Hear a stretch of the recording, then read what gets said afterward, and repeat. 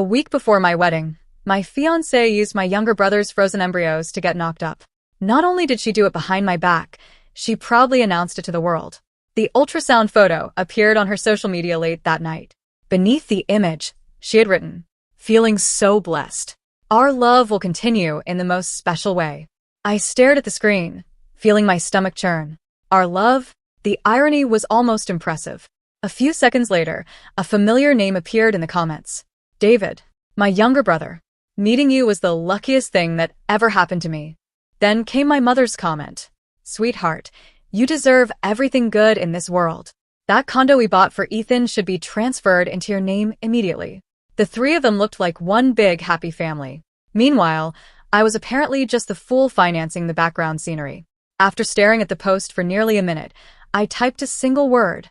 Congratulations. The reply came almost instantly. My phone exploded with Ashley's ringtone. The moment I answered, her shrill voice nearly pierced my eardrum. What's your problem, Ethan? I pulled the phone away from my ear. Excuse me? David can't have children naturally anymore. You know that. This baby is still part of your family. Why are you acting like such a petty jerk? I laughed. Not because it was funny. Because if I didn't laugh, I might actually lose my mind. While she continued yelling, I opened my contacts and scrolled to a number I hadn't called in years. Then I pressed dial. The call connected after 2 rings. Hello. My throat tightened unexpectedly. One elope. Silence. For 3 whole seconds, there was nothing. Then an ear-splitting scream erupted through the phone. Oh my God. The woman on the other end sounded like she'd won the lottery. Are you serious? Ethan, tell me you're serious. A smile tugged at my lips for the first time in months. I'm serious. Another excited squeal. I knew it. I knew you'd come to your senses eventually. I could practically hear her running around her apartment. I'm booking a flight right now. Don't you dare back out. County clerk's office, next week. Then her voice softened. See you soon, hubby. The affectionate nickname caught me completely off guard. Heat crept into my ears. After hanging up, I sat quietly in my apartment. The impulsive decision I'd made 10 minutes earlier suddenly didn't seem so reckless anymore. Maybe, just maybe, this could be the beginning of something better. Unfortunately, reality wasn't done humiliating me. A notification appeared on my phone. Ashley had posted another story. Against my better judgment, I opened it. The photo showed her sitting beside David on a couch. Her hand rested gently on his leg as she massaged his injured calf. David looked up at her with an expression so tender it made me sick. Ashley was smiling. Not the polite smile she gave me when she was distracted. Not the exhausted smile she wore after long days. A genuinely happy smile. The kind she hadn't shown me in years. The comment section was even worse. Her friends flooded the post with laughing emojis and inside jokes. Then I saw David's comment. Wish I'd met you sooner. The implication couldn't have been clearer. My chest tightened. A moment later, Ashley replied. It's never too late to fall in love. My vision blurred for a second. The comments immediately exploded with congratulations and heart emojis. Not a single person seemed surprised. That's when it finally hit me. Everyone knew. Every single one of them. Ashley. David. Her friends. Even my mother. They all knew about the affair. The only person left in the dark was me. No wonder her friends always treated me like I wasn't good enough. No wonder they constantly compared me to David. I used to think I simply lacked confidence. Now I realized the truth. They weren't judging me. They were laughing at me. I had been the punchline the entire time. My phone rang before I could process the thought. The hospital? I answered immediately. The doctor's tone was serious. My test results had arrived. There was a tumor in my stomach. High risk. Potentially cancerous. Surgery was recommended as soon as possible. The words echoed through my mind long after the call ended. For several minutes, I sat motionless. Eventually, I picked up my phone and called Ashley. When she answered, I got straight to the point. Can you come to the hospital tomorrow? I need surgery. I barely finished the sentence before she exploded. Oh my God, Ethan, are you serious? I frowned. What? Just because I'm carrying David's baby, you're pretending to need surgery now? I couldn't believe what I was hearing. Ashley, I'm not pretending. Stop it. Her voice turned cold. David already feels guilty enough. He's your brother. She continued without giving me a chance to respond.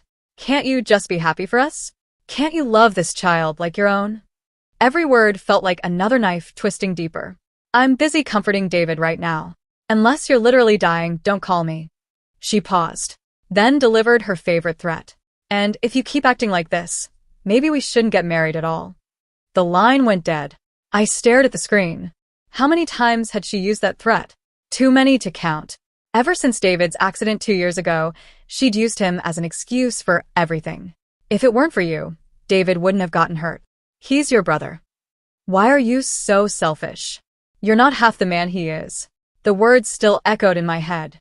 Never mind that David had crashed his car while rushing to meet Ashley behind my back. Never mind that I spent years working overtime to pay for the wedding she wanted. Never mind that I destroyed my health supporting her family after her father's business collapsed. While I was working myself into exhaustion, she was sleeping with my brother.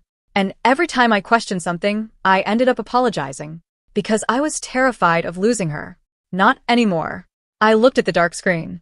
Then I quietly said, "Fine." The word felt strangely liberating.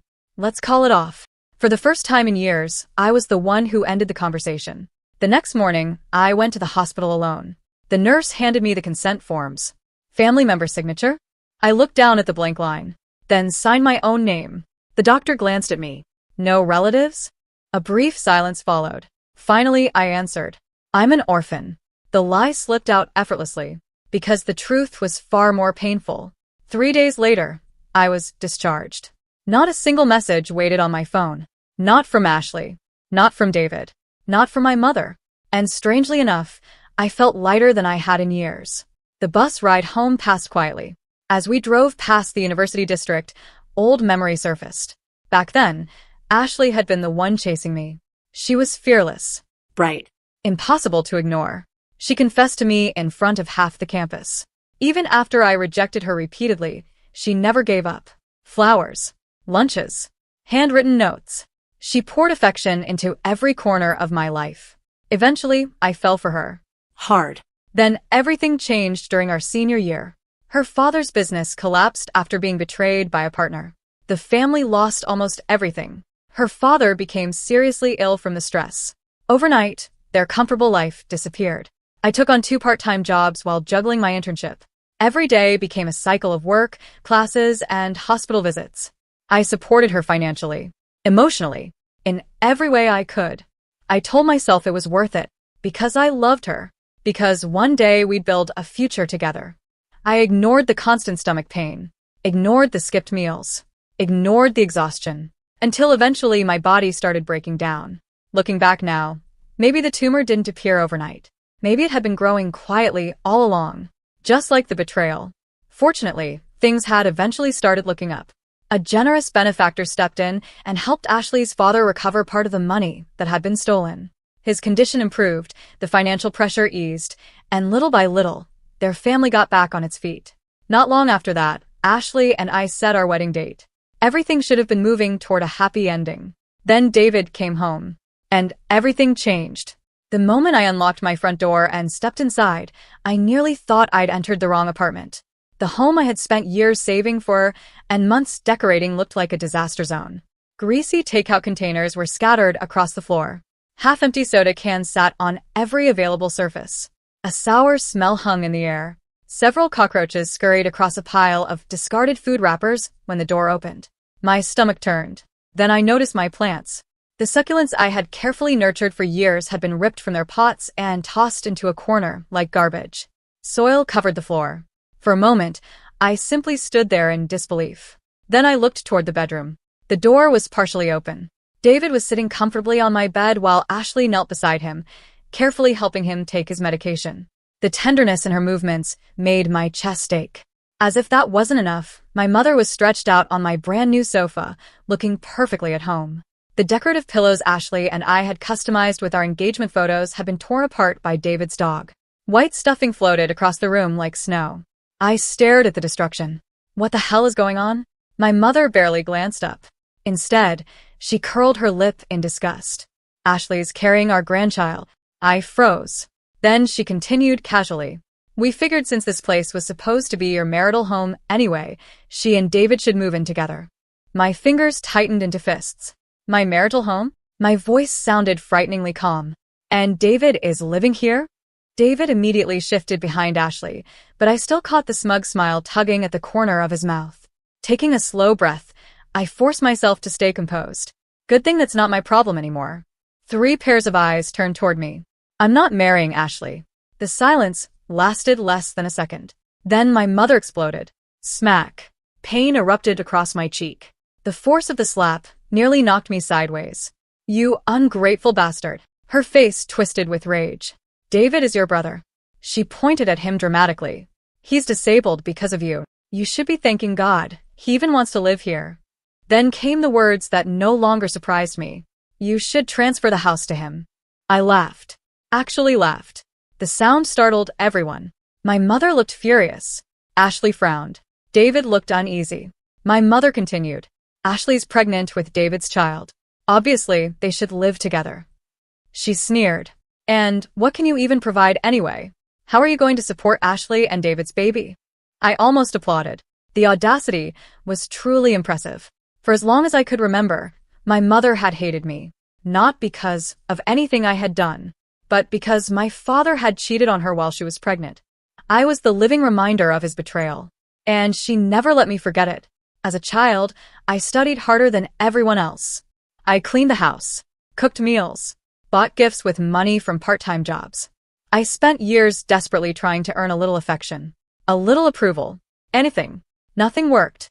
When I told her I was getting married, her first response wasn't congratulations. It was laughter. Then she handed me a ledger, a thick notebook filled with numbers. Every expense she'd ever spent on me was recorded inside. School supplies, clothes, food, medicine, even a 15-cent eraser from elementary school. She demanded repayment for all of it. The total barely reached $5,000. That day, I finally stopped expecting her to love me. A warm sensation slid down my forehead. I raised a hand. Blood. The slap had broken the skin above my eyebrow. Ignoring it, I looked at the 3 people standing before me. My mother, my brother, the woman I had planned to spend my life with. For the first time, I saw them clearly. David. His smile faltered. You know exactly how you lost the use of your legs. His eyes flickered. I let out a cold laugh. And this house. I spread my arms. I paid for every inch of it. If you want it, buy it. Then I turned toward Ashley. If you didn't hear me before, let me repeat it. My voice was calm. I'm calling off the wedding. The room fell silent. Ashley looked genuinely stunned. Even David seemed shocked. For a moment, nobody spoke. Then Ashley hurried toward me. Ethan, wait. Before she could continue, my phone buzzed. A text message. County Clerk's Office. Appointment confirmed. 8 a.m. tomorrow. The sender's name appeared beneath it. Stacy Collins. A strange warmth spread through my chest. After our phone call, I had assumed she was joking. Marriage wasn't something people decided on overnight. Yet she'd actually booked the appointment. She was serious. The memory of her teasing voice echoed in my mind. Hubby. My ears burned again. Ashley glanced at the message and visibly relaxed. A knowing smile appeared. See? I knew it. She folded her arms. You're just acting out because I've been busy. Ethan, don't worry. I'll spend more time with you after the wedding. As if she were doing me a favor. Then her gaze landed on the pharmacy bag in my hand. She grabbed my arm. Wait. Her voice softened. Are you really sick? I looked at her. For a brief second, I wondered if she genuinely cared. Then she added. I thought you were pretending. The hope vanished instantly. She scanned me from head to toe. You look fine. Then she smiled. I promise I'll make more time for you later. She interpreted my silence as agreement. Of course, she did. A few moments later, she dragged me into the study. I almost forgot. Her tone brightened. Where's that lucky charm I gave you? I frowned. What about it? David wants it. The words hit like a punch. I stared at her. The charm itself wasn't valuable, but the memory behind it was. Years ago, she'd traveled to a mountain temple. She had knelt and prayed every few steps during the climb. By the time she reached the top, she was exhausted and feverish. She gave me the charm afterward. I treasured it ever since. Ashley rolled her eyes. I'll buy you another one later. David's struggling emotionally. Can't you do this much for him? I laughed softly. Give. Always give. That was all anyone ever asked of me. My time. My money. My health. My future. Even my fiancé. Everything eventually belonged to David. Slowly, I removed the charm from around my neck. Before handing it over, I looked directly at her. Ashley. She sighed impatiently. What now? My voice was barely above a whisper. Did you ever love me? For the first time, she hesitated. Then she snatched the charm from my hand. Don't be ridiculous. She rolled her eyes. I'm marrying you, aren't I? What more do you want? With that, she stormed out. I remained standing alone in the study. Blood dripped steadily from my forehead onto the wooden floor. And with every drop, the last traces of my love for her disappeared. That evening, I put the house up for sale. There was no reason to keep it anymore. I hadn't told anyone, but I'd recently received a promotion. The position required relocating to another city. For months, I'd hesitated because of Ashley. Now, I felt nothing but relief. I checked into a nearby hotel. A few hours later, my phone buzzed. Someone had sent me a video. I pressed play. Bright lights flashed across the screen. Loud music blasted through speakers. It was a nightclub. In the center of the crowd sat Ashley. She wore a revealing dress and straddled David's lap. Their faces were inches apart. The people around them cheered. Then Ashley leaned forward. David met her halfway. They fed each other drinks mouth to mouth while everyone laughed and applauded. Someone shouted from behind the camera, "Aren't you marrying Ethan tomorrow?" Ashley snuggled against David's chest. A smug smile appeared. He already knows I'm carrying David's baby. She laughed. Besides, David is his brother. The crowd roared with laughter. Family is everything. She raised her glass. After the wedding, he'll get over it. Another woman shouted. How do you control him so easily? Ashley smirked. The answer came, without hesitation. Simple. Treat him like a dog. The video ended. Seconds later, a text message arrived. Ethan Collins, you were born to be a loser. I didn't even need to ask who sent it. For once, though, I wasn't angry. I simply stared at the screen. Then I smiled. Tomorrow was coming. And for the first time in years, I found myself looking forward to it. The next morning, I woke feeling strangely nervous. Not because of Ashley. Not because of David. Because of Stacy. The girl who used to follow me around campus. The girl who never gave up on me. The girl I was apparently about to marry. By the time I reached the county clerk's office, my heart was pounding. Unfortunately, Ashley was already there. She stood near the entrance in an elegant dress while David sat beside her in a wheelchair. The moment she saw me, she smiled smugly. Wow. Her eyes swept over my suit. You actually dressed up. Then she pulled several papers from her handbag. Before we get married, sign these. I frowned. She shoved the documents into my hands. I don't want you thinking I took advantage of you. David immediately chimed in. Yeah, bro. Ashley worked on this all night. Mom checked it too. I glanced down. The first clause nearly made me laugh. After marriage, Ethan would accept Ashley's unborn child as his own and pay no less than $10,000 per month in support. The second required me to let David permanently live with us. The third gave Ashley complete authority over future children. The fourth demanded all my assets be left to the child she carried. I stopped reading. Slowly, I looked up. Then I ripped the agreement into tiny pieces. The scraps fluttered through the air. What exactly do you think I am? Ashley's face darkened. Ethan. I cut her off. And who told you I was marrying you? Her expression froze. David forced a laugh. Come on, bro. Everybody knows you're obsessed with Ashley. Ashley crossed her arms. A confident smile returned. Stop being childish. Sign the papers, and let's get married. I ignored her and checked my watch. 8:10. Stacy still hadn't arrived. A tiny knot of disappointment formed in my chest. Maybe she'd changed her mind. Maybe she couldn't make it.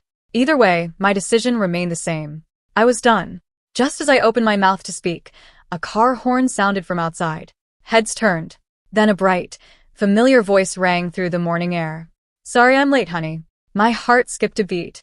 The car was a dusty red hatchback held together by what appeared to be optimism and expired parking stickers. It screeched to a stop at an angle that suggested Stacy had never fully committed to the concept of parallel parking. The door swung open. Out came a heel. Then a leg. Then Stacy Collins, smoothing down a cream-colored dress, sunglasses perched on her nose, holding a paper coffee cup in each hand as though she hadn't just nearly mounted the curb. She looked radiant. She also looked exactly like someone who had booked a flight at midnight on an impulse and slept through her alarm. Traffic, she announced to no one in particular. Then she spotted me, and her entire face changed. The coffee cups trembled slightly. Hi. Just that. Hi. Like we hadn't spent the last 5 years on opposite sides of the country. Like she hadn't screamed so loudly on the phone 2 nights ago that I'd had to hold it at arm's length. Like this was simply Tuesday. Hi, I said back. A long beat passed. Then she held out one of the coffees. I didn't know how you took it, so I just got black. You look like someone who takes it black now. You have that face. What face? The tragic one. Ashley's voice cut through the morning air like a fire alarm. Excuse me? Stacy turned toward her with the slow, unhurried ease of someone who had absolutely nowhere else to be. She looked Ashley over once, then looked at David in his wheelchair.